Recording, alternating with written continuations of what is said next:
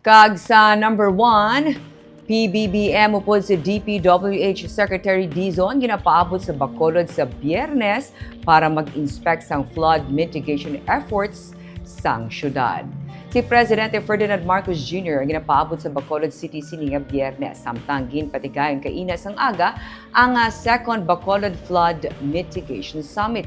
Ginsiling ni Bacolod Representative Albi Benitez kaina sang aga nga siya nakabaton sang text message nga nagasiling na si Presidente Marcos ang mag-aabot sa Bacolod sa Biyernes para mag-inspect sang upland kontra baha nga clearing sa mga creeks kag drainage.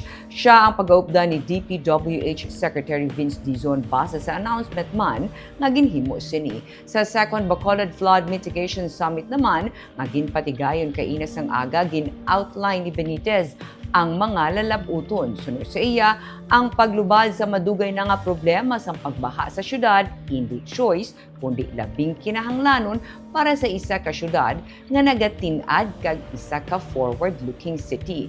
Kinahanglanon sang consistency para sa sini nga tinutuyo, sunod sa iya. Dugang pa ni Benitez, ang master plan nga pormahon ang mga blueprint sa Bacolod sa pag-atubang sang dugay na nga problema sa pagbaha. Madamo nga stakeholders halin sa national government agencies, civil society groups, kag mga Bacolodlon mismo ang kinahanglan nga magbugpong.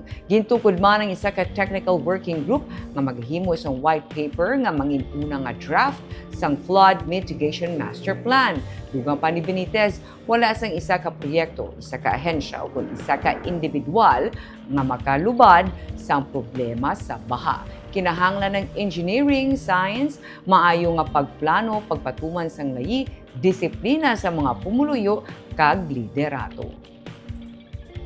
Natin long term. So, tarahan nga proposals may matrix karon, may short term, medium term.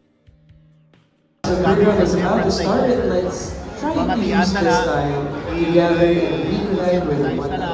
So, long term, mura na ang pag-design natin kung ano ang blueprint